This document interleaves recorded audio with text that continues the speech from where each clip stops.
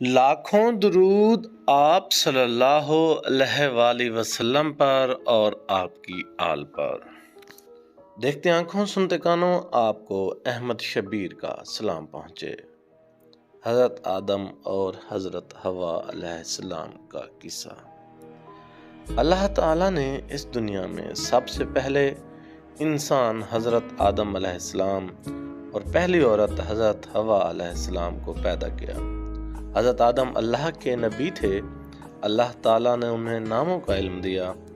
حضرت آدم اور ان کی بیوی حضرت حوا علیہ السلام پہلے جنت میں رہتے تھے۔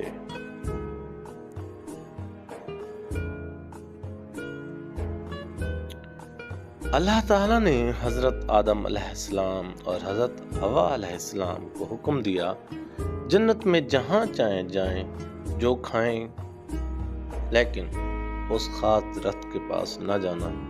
اس کے بعد حضرت آدم اور حضرت حوا علیہ السلام اس درخت سے دور رہتے تھے۔ وہاں ایک بڑا مغرور اور شیطان ابلیس بھی رہتا تھا۔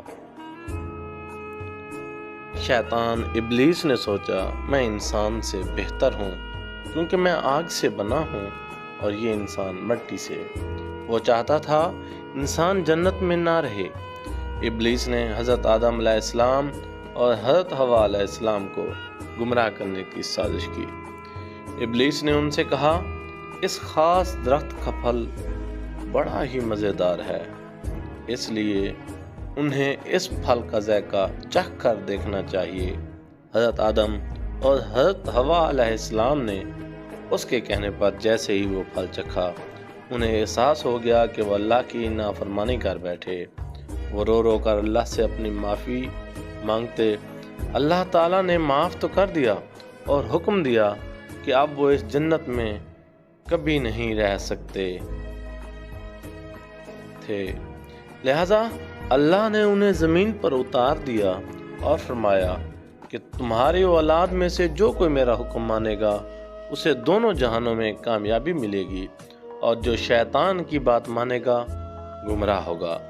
اب حضرت آدم علیہ السلام اور حضرت حوا علیہ السلام سمجھ گئے کہ شیطان ابلیس نے ان سے جھوٹ بولا تھا اور وہ انسان کا سخت دشمن ہے۔